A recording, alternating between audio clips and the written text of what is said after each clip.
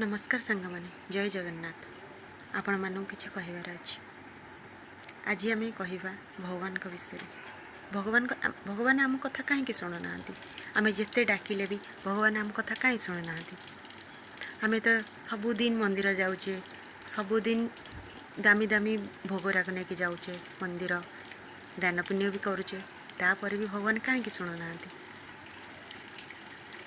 कहीं भगवान अधिक टंकार भोग देदेले भगवान खुशी हो पारती कि आम पाखक आसती भगवान को केवल श्रद्धा मनरे श्रद्धा भाव अंतर सहित हृदय सहित भगवान को डाकिले भगवान शुणती जमी आम बाप माँ को बहुत दिन पर कुआड़े गोटे जाइए आम माँ को आम देखा जमती माँ को देखिले आम मन आनंद हो जाऊँगी